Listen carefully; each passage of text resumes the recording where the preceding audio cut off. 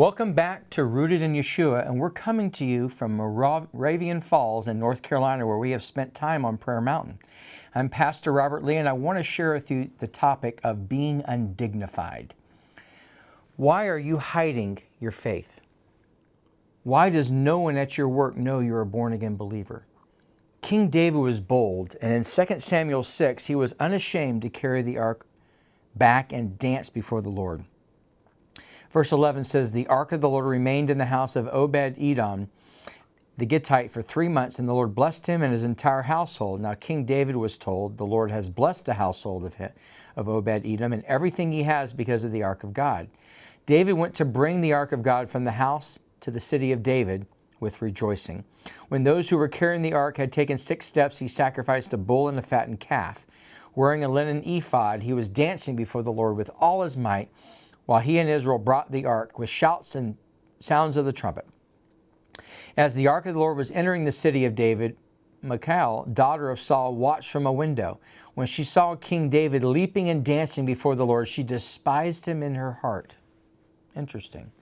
They brought the ark of the Lord and set it in its place in the tent that David pitched for it. And David sacrificed burnt offerings and fellowship offerings before the Lord.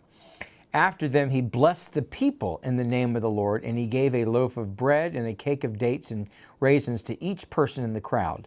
He really planned and prepared for this. And all the people then went to their homes. When David returned home to bless his household, Michal, daughter of Saul, came to meet him. How the king of Israel has distinguished himself today, going around half naked in full view of the slave girls of his servants, as a vulgar fellow would.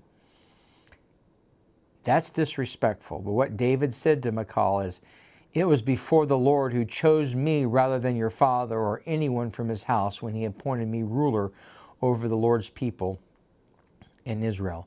I will celebrate before the Lord. I will become even more undignified than this, and I will be humiliated in my own eyes. But all these slave girls you spoke of, I will be held in honor."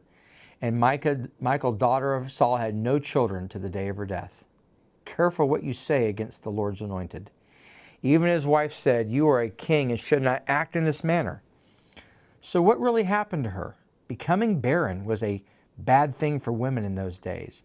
David's wife did not get the memo, nor did she pay attention to that we are going to be fervent after the things of God. Who cares about what people say about us? We must obey God first, and that's what David did.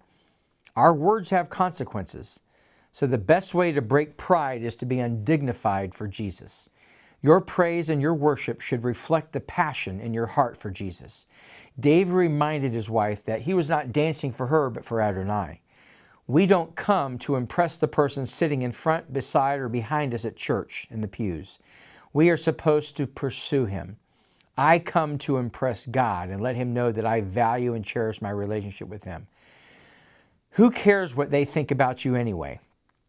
So when you go to worship, lift your hands, be undignified, dance before the Lord. Let him know your true heart and your true intentions are to honor the King of Kings and the Lord of Lords. Thank you for spending a few minutes with us. Share this with a friend who needs ministering, and we want the Holy Spirit to do a great work in their life.